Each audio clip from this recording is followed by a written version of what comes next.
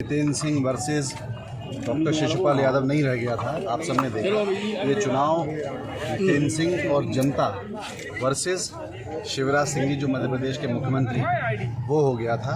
जिस तरह से व्यक्तिगत तौर पे मुख्यमंत्री जी ने इस विधानसभा को लिया और जिस तरह से उन्होंने 10-11 दौरे यहाँ पे किए और उसके साथ साथ जिस दिन मतदान था उस दिन खुले तौर पे यहाँ पे बूथ कैप्चरिंग हुई और हमारे कांग्रेसी जो कार्यकर्ता थे उनको दबाव में डाला गया, उनको काम ही नहीं करने दिया गया। तो निश्चित रूप से मैं कह सकता हूँ कि इसमें अगर जीत हुई है तो ये क्योंकि उपचुनाव है, सरकार भारतीय जनता पार्टी की है तो ये शासन की सरकार की जीत हुई थी। और बाकी उसके साथ ही हम लोग और बैठकर इसकी समीक्षा करेंगे कि कहाँ हम लोग चूक गए, कहाँ कमी रह गई। लेकिन जिस दिन मतदान हुआ था उस दिन खुले तौर पे बूथ कैप्चरिंग हुई थी और हमारे लोगों को वोट डालने नहीं दिया गया और काम नहीं करने दिया गया। और आखिरी के 3 दिन जिस तरह से लोभ लालच हमारे लोगों को दिया गया, मुझे लगता है एक सबसे पहले तो ये इस कारण से हम लोग चुनाव में हारे हैं। और दूसरी बात ये भी है कि जीत जीत होती है और हार हार होती है। तो जो जीते हैं डॉक्टर शिशुपाल यादव, मैं उनको बहुत बहुत बधाई देता हूँ, भारतीय जनता पार्टी को बधाई देता हूँ।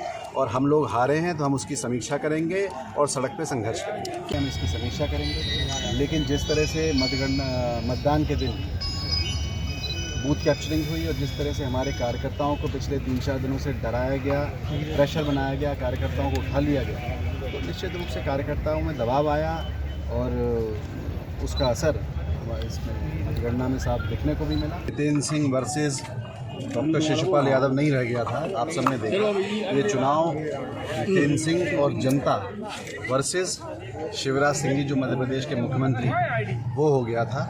जिस तरह से व्यक्तिगत तौर पे मुख्यमंत्री जी ने इस विधानसभा को लिया और जिस तरह से उन्होंने 10-11 दौरे यहाँ पे किए और उसके साथ साथ जिस दिन मतदान था उस दिन खुले तौर पे यहाँ पे बूथ कैप्चरिंग हुई और हमारे कांग्रेसी जो कार्यकर्ता थे उनको दबाव में डाला गया, उनको काम ही नहीं करने दिया गया। तो निश्चित रूप से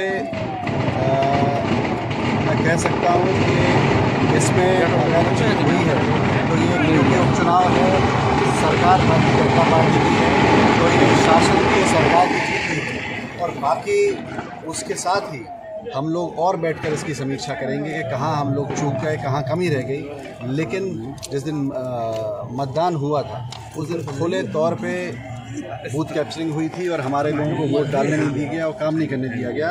और आखिरी के 3 दिन जिस तरह से लोभ लालच हमारे लोगों को दिया गया, मुझे लगता है एक सबसे पहले तो ये इस कारण से हम लोग चुनाव में हारे हैं। और दूसरी बात ये भी है कि जीत जीत होती है और हार हार होती है।